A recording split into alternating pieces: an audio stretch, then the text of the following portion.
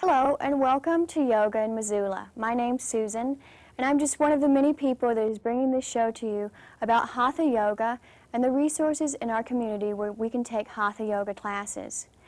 We have many exciting topics today on the show. We're going to talk about the different styles of hatha yoga. We're going to talk about how to begin your practice of hatha yoga. We're also going to have a short 10-minute follow-along practice you can do in your home. But first, let's go to a brief history of yoga.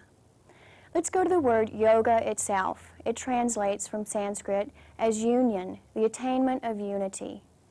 Human beings are made up of three components, body, mind, and spirit. Practicing hatha yoga helps bring all these three things into harmony. We'll discuss later how each of those components is enhanced by practice. At first glance, yoga may look like some new contortionist aerobic routine, but actually it's not new. It's been around for thousands of years. There are different opinions as to the date the East Indian sage first wrote down the Yoga Sutras, the most fundamental text on yoga. The most commonly accepted date is around 4,000 years ago. Hatha yoga is not a religion. You don't have to be Buddhist, Hindu, be a vegetarian, change your name to Swami to practice hatha yoga. Yoga will enhance and strengthen whatever spiritual practice you choose to follow. Before beginning any type of exercise program, you may need to check with your doctor, especially if you had high blood pressure, if you've had a bad back or bad knee, or any other joint-related problems. It's always recommended to find a class and a teacher that's right for your needs and abilities. Let's take a look at all the different types of postures that go into making a complete hatha yoga routine.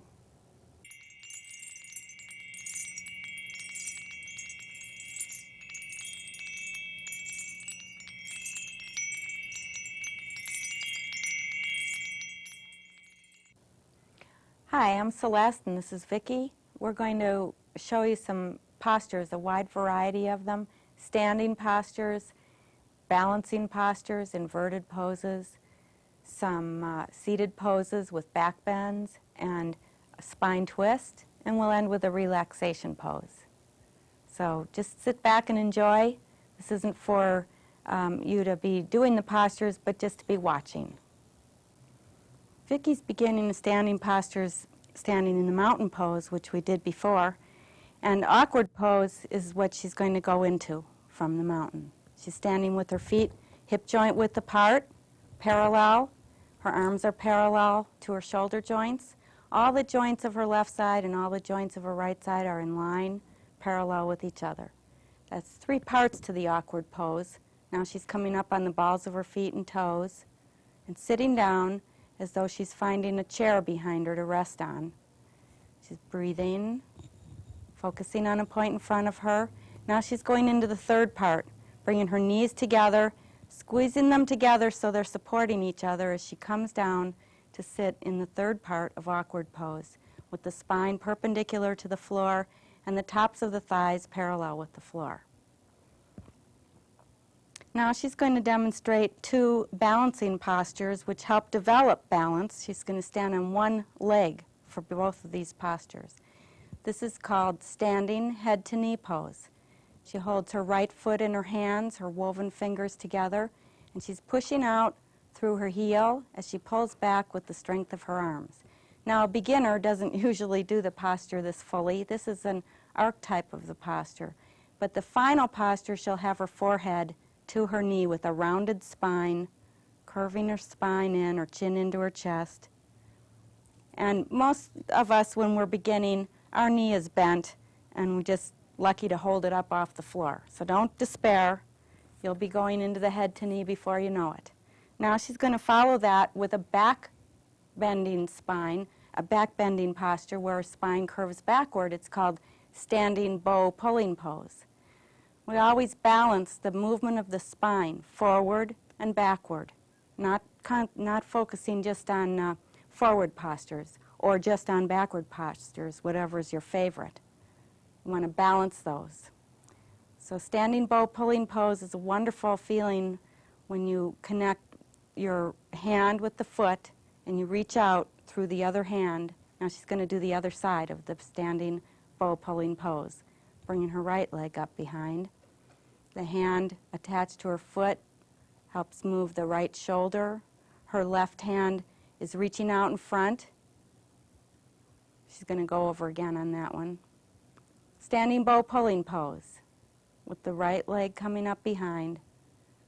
You see, everyone when they're practicing has wobbly tays, and this is what helps develop balance, by finding where your balance is.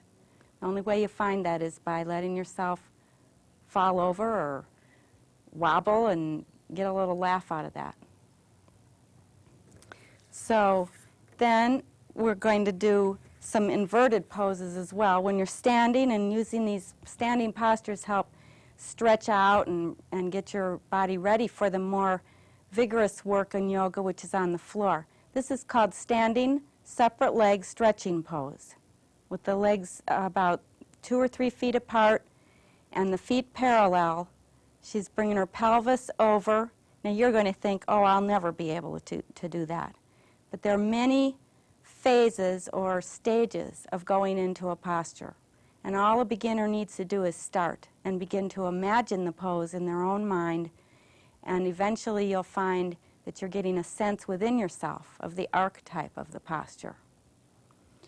Now after these standing postures, Vicky's going to go down to the floor and start with some back bending postures. They get the spine moving backwards, but with the support of the floor underneath you. This first one, many people have seen this posture. You've probably seen it. It's called the cobra pose. You're lifting the spine off the floor, following the eyes, which are looking upward. Her hands are placed shoulder width apart on the floor, legs and feet together and pressing to the floor through the legs. You only have to lift as far as the strength of your back will take you.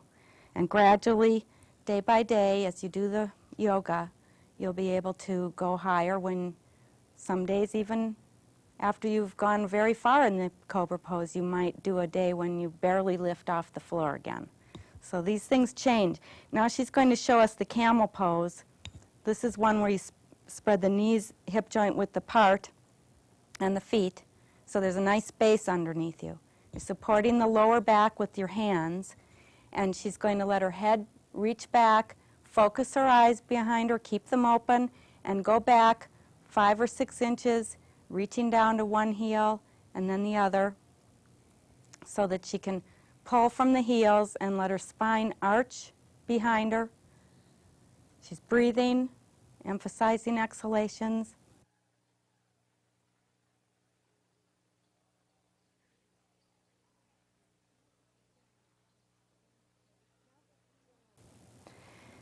Now Vicky's going to demonstrate 2 seated poses that are forward bending.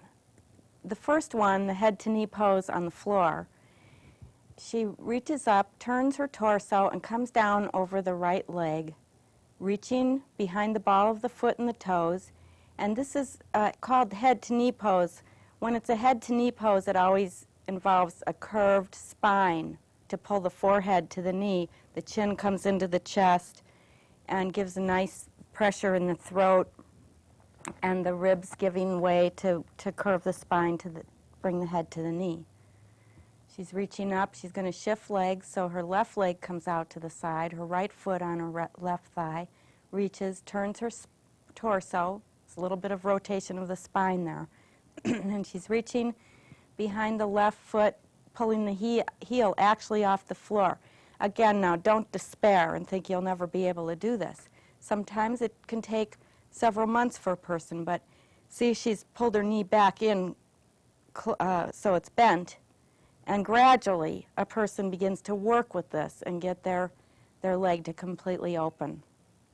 It's a wonderful way to start to get the hamstrings worked out. Now she's doing something that's called stretching pose, just stretching pose. It involves a long, lengthened spine. It's like she's folding over like a jackknife from the hip joints, with the pelvis coming forward over her thighs and the spine coming forward, her head pulling towards her feet. So the stretching pose involves a long, elongated, lengthened spine. And after this on the floor, she's going to show the spine twist. Now there are many variations to the spine twist. Some are much less involved than this one. This is a good spine twist for getting the leverage to turn yourself to the right.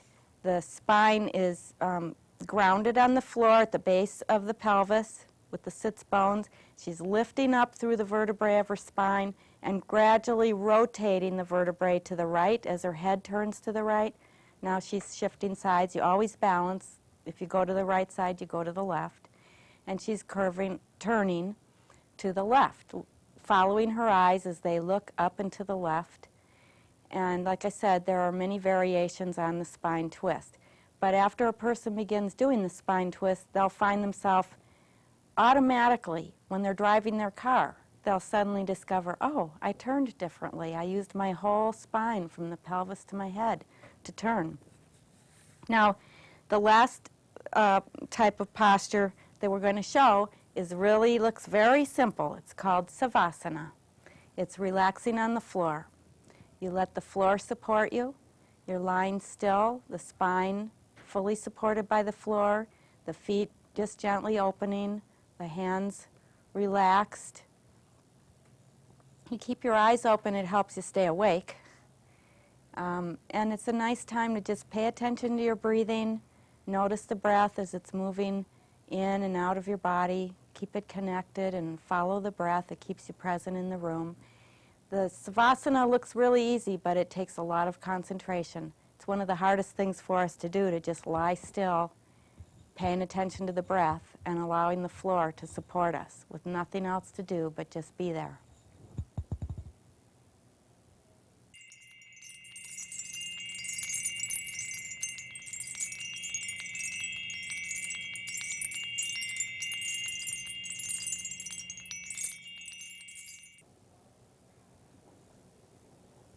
Hi, my name's Vicki, and today I'm going to be reviewing some of my favorite books that are in my yoga library. First of all, we have Bikram's Beginning Yoga. This is a great book. It's the kind of yoga I teach, and this book is actually like being in one of Bikram's classes.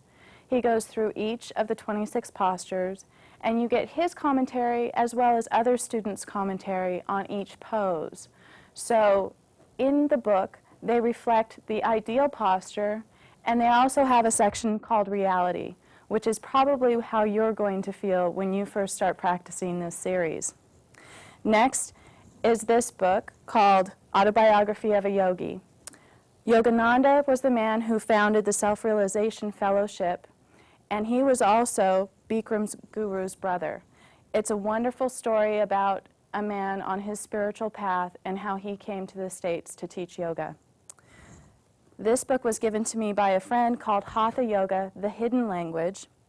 It's a wonderful book that goes through some common poses and what they stand for in a symbolic way. It has a wonderful, insightful foreword by Iyengar and talks about some other aspects spiritually of the Hatha Yoga series. Finally, a very comprehensive book called The Yoga Tradition by Georg Feuerstein. He is a wonderful scholar on yoga, and he has written a lot of other books that are very centered into the Hatha Yoga tradition. This book, however, covers a lot of different styles of yoga. So you're not only going to get information on Hatha Yoga, but also about the history and how it has evolved. So that completes my favorite books on yoga, and I think anybody who is interested in yoga should go out and read about yoga and then practice as well. I'm Celeste, and I wanted to share with you 2 locally made products about yoga. A video and CD that were produced by a local yoga teacher, Diane Booth Gilliam. Diane has traveled on numerous times to learn about Phoenix Rising Yoga Therapy and Svarupa Yoga. And she taped this video at the College of Great Falls, and some local Missoula musician is playing on there. It's relaxing. You do postures. They're not too challenging. And we end up on the floor in a nice relaxation. She has beautiful images of Montana in the background, and I think you would enjoy it. It's a good beginning yoga tape. This CD release is basically a meditation relaxation.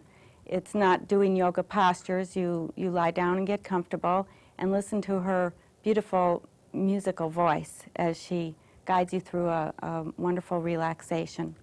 And these products were just recently produced by Diane, and you'll be able to order them by calling a number that's on the yoga teacher's schedule that will tell you how to get this schedule at the end of the program. There will be an address you can write to. And on this schedule, there's a phone number that Diane gave us where you can order these products. And that's what I would like to tell you about.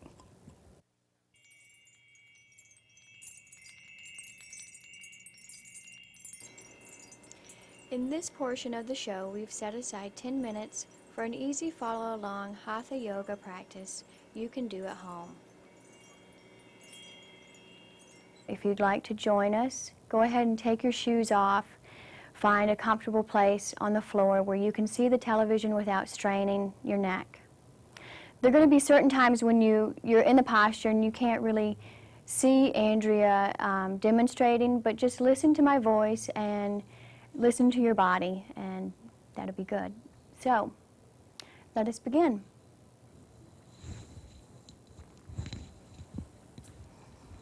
Begin by lying down in Savasana, bringing your feet together and let them naturally roll apart, palms toward the ceiling. Your body is supported by the floor. Take a couple of deep breaths. And now bring your hands over your head. And inhale, bringing your right knee up towards your chest. You can interlace your fingers around the outside of your right knee. And breathing, relax into the posture. And exhale. And arms down. And bring up your left leg. Inhale, interlace your fingers around the outside of the left leg. Breathing, and exhale, arms down. We're going to do that movement again. Inhale and bring your right leg up. The only thing that's working are your arms, pulling your leg close to your body. And exhale, arms long over your head. Inhale, and left leg. Pulling your knee close to your chest. And exhale. Go ahead and bring your arms down to your sides, palms facing up. Now bring both feet. Bring your knees up again, feet on the floor. Cross your right leg over your left, just like you would if you were sitting in a chair. Bring your left arm on the outside of your right knee, and you're pulling your legs over to the left, relaxing. You might not get all the way down to the floor. Turn your head to the right, breathing to spine twist. Inhale and come up. Uncross your legs and cross your left leg over the right.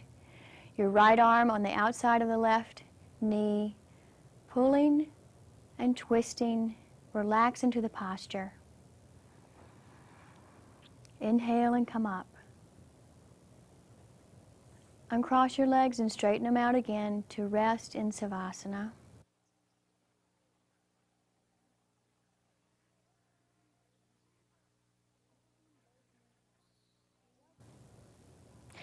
Now bring both knees up, pulling your knees close to your chest. You can either keep your head on the floor, or for a more advanced posture, you can bring your head to your knee. And then you can either roll up or push, or roll to one side and push yourself up into a seated position.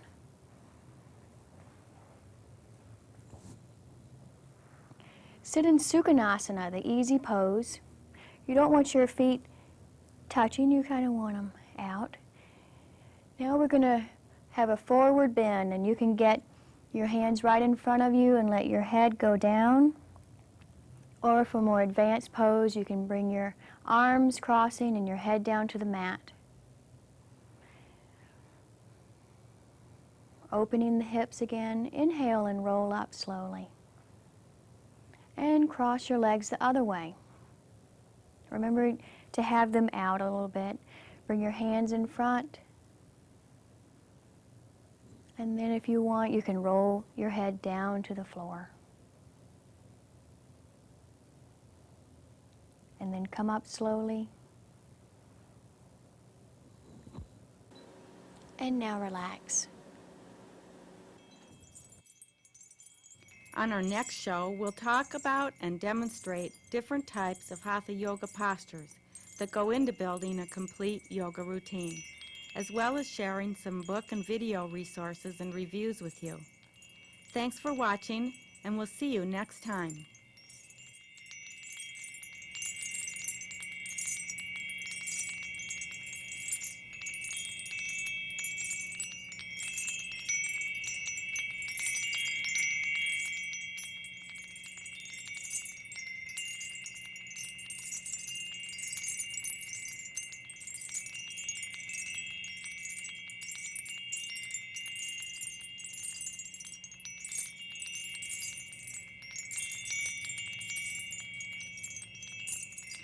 If you've enjoyed watching Yoga in Missoula and you'd like to share your comments and suggestions, or to receive a comprehensive schedule of yoga classes in Missoula, write to Susan Robertson, P.O. Box 8833, Missoula, Montana 59807.